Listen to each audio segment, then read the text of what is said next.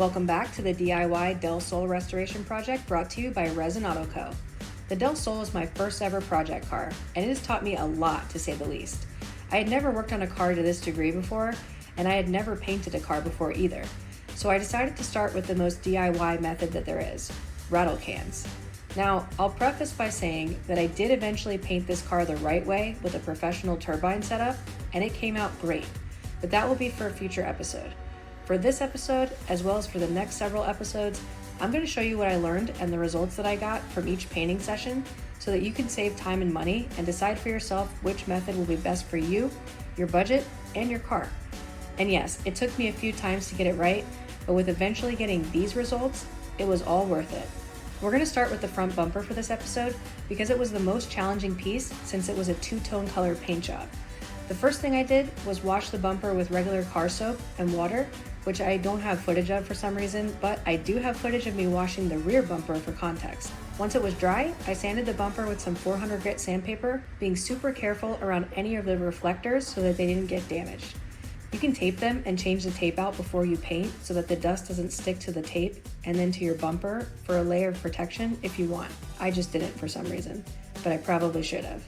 From there, I taped off the reflectors using one of the two types of tape that I found to be really easy to use and have good adhesive. This green tape is super adhesive and easy to cut with a flat razor. Everything I used for this project is in my build sheet, which you can download for free using the link below. With the reflectors taped and protected, I primed the bumper with this sandable primer. It's not the best coverage for large areas to be honest, but it got the job done. Once the primer dried, I re-sanded it and I noticed a bunch of chips and nicks in the bumper. To repair those spots, I used some 3M glazing putty and filled in the imperfections as best I could.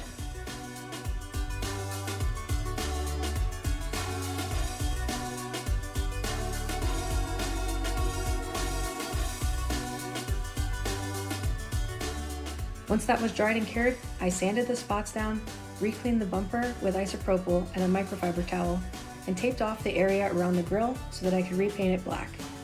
Once the paint was fully dry and cured, I taped the grille off in order to protect it. I figured out a much easier way to do this later on, but I was learning a lot right about now while I was taping every little area off. It's much easier to use the thick blue painter's tape and cover the entire area with a few strips rather than whatever I was doing here. But I was learning, so it is what it is. Everyone's got to start somewhere, right? Then I laid down the white base coat. Here are the results. Okay, so the first coat is on there, and to be honest with you, it looks really good from far away. But as you get up close, I don't know if that's gonna show up, you kind of see like these little tiny like chips, or there it is, like little dents in there from like, you know, little rock chips, stuff like that. And then over here, where I had some repairs, it's not looking too hot. And then my first gnarly sag right there. Wrong side, either way.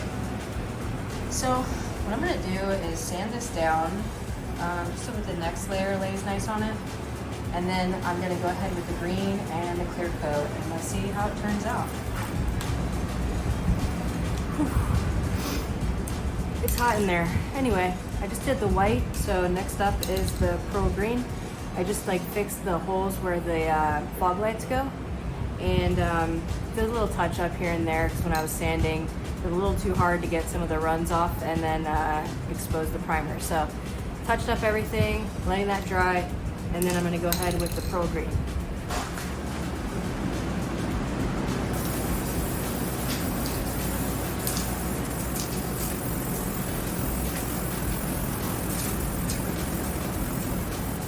With the green pearl layer applied and still tacky, I activated the 2K clear can and added 3 layers on top of the green pearl. Here are the end results. All right, here it is, fully restored black grille. Little mess ups here and there, but that'll be covered by the front lip. And yeah, back to its 1995 former glory. Except, I don't know if you can tell in here, but got a little green pearlescent going on. Looks really, really nice. Super happy with how this came out. I've never painted anything for a car in my entire life. And I'm very proud of myself.